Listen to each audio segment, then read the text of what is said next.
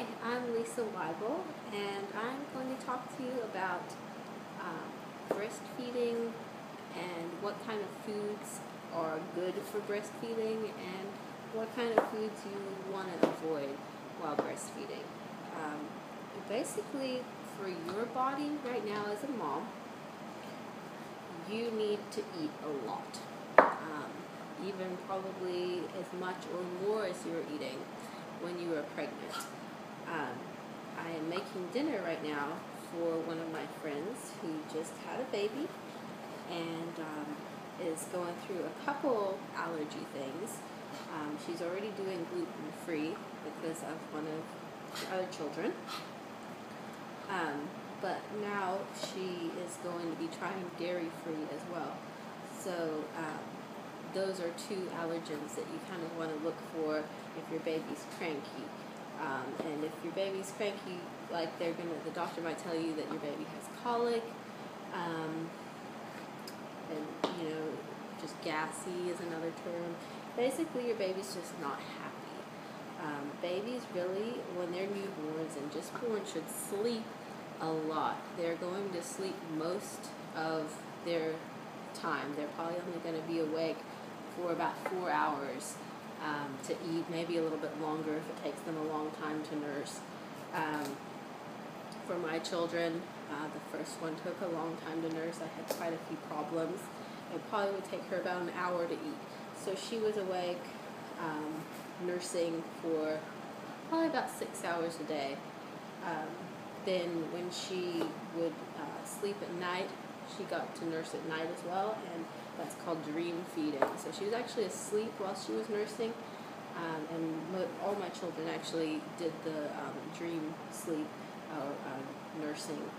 So anyway, what happens when you eat the wrong foods is that your baby will become cranky, you won't get enough sleep, and your baby won't get enough sleep, and that will make your baby more tired and cranky.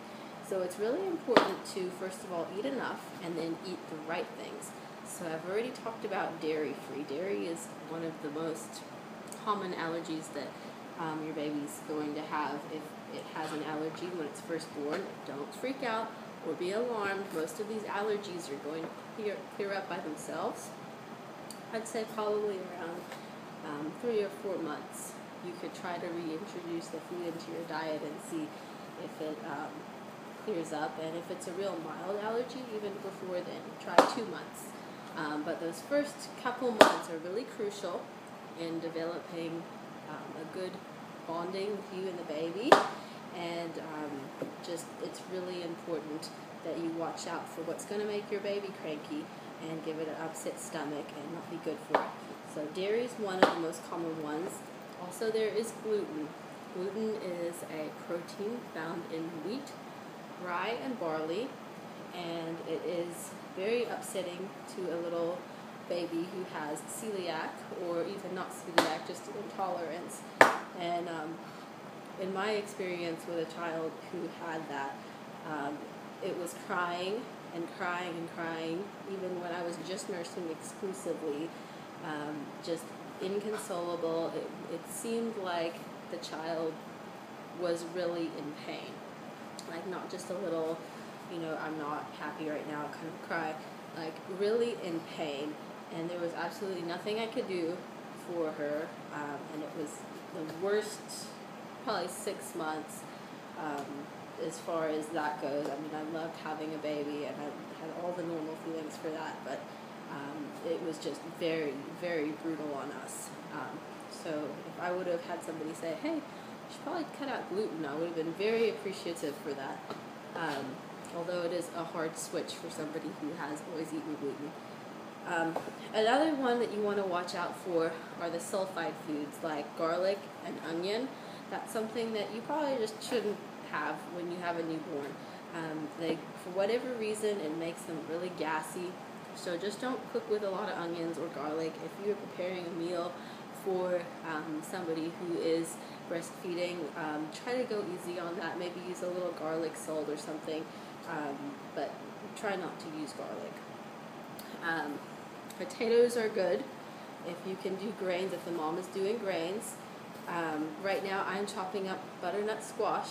That is a really great source of beta-carotene, and it's just a really good food for you as a mom, or for your friend that's a mom, and for the baby. And if you get used to eating butternut squash and chop it up into little pieces and steam it, as I'm doing, you can actually give it to your baby as your baby's first food as well. So that is what I'm preparing here. Another thing that you want to stay clear of is broccoli. I know dark leafy greens are very popular when you're thinking nutrition, and dark leafy greens are, but leafy greens, not just any green vegetable. So here I've got my spinach, organic spinach. There we go. And I found that green beans are okay. And lettuce, of course, is okay. And if you can try and get that in organic, you will get more nutrition out of it than as opposed to the other. And you don't have to worry about giving your baby any kind of pesticide residue. Another thing that you want to avoid is watermelon. So I'm sorry to break it to you, but you cannot eat watermelon if you have a newborn. I learned this the hard way. My friend's mom had told me, don't give your baby watermelon, it's going to get gassy. And I really didn't believe her until I had watermelon, and my second child screamed for like 2 days. It was not a pleasant experience. So I hope that helps. And also, citrus fruits can also give your baby a diaper rash. So try to steer clear of oranges and grapefruits and that sorts of things.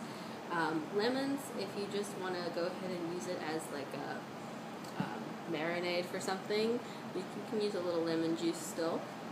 But just definitely stay away from dairies and glutens and broccoli, onions, garlic, even red meat sometimes. So I hope that's been helpful to you.